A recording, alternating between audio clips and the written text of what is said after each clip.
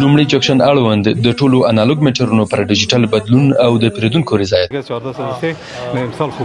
د کابل برېښنا ریاست اړوند لومړی جکشن برېښنا رسونې غوره خدمتونو پیرودونکو د برېښنا سکتور په برخه کې د هیواد د روښانه راتلونکي په تړاو هیلهمند کړي. برقا نسبتا خود پرچاوی نداشت در رمضان مبارک در عید مدقی به ما را امیدوار می‌سازد به یک آینده روشن. فضل خدا با آمدن امارت اسلامی یعنی توجه زیادشان تانستن برای ما دستگاه ترانسفورمر تقویتی را نصب کردن. فضل خدا حالا از نورش خوب مستفید هستیم، از برق روشنیش، از همه امتیازاتش، برقشان پرچاوی نداره. فضل خدا برقمون خیلی منظم شده، بهترتر شده. د برېښنا رسونې په برخه کې د لومړي جکشن پیرودونکو خوښي په داسې حال کې ده چې د دې جکشن مسؤلین د تیر یو کال په دوام د 80 سلنه اضافه بار لینونو اضافه باري حل کړي او د هغه پرمختګ ده چې د لومړي جکشن پیرودونکو د برېښنا پرچاوي ورسره په مستقیم ډول کمی شوی.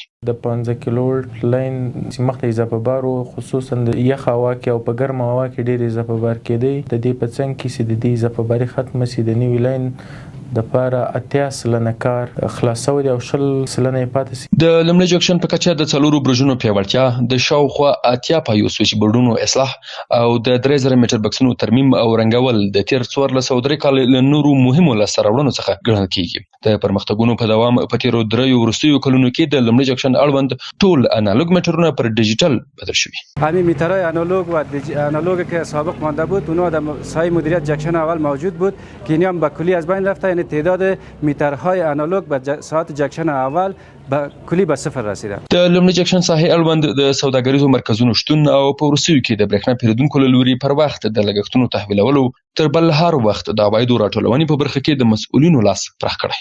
یعنی په 1403 کال کې اول جکشن د 10 میلیونه اضافه عواید د 1402 کال په نسبت راټول کړي دي. لومړی جکشن تر ډیره د کابل ښار مرکزی ساحو ته برېښنا رسونه او اړوند خدمات لري چې له 15,000 څخه زیات پیرودونکو لري او د شمیره ورځ تر بلې د زیاتېدو په حال کې ده.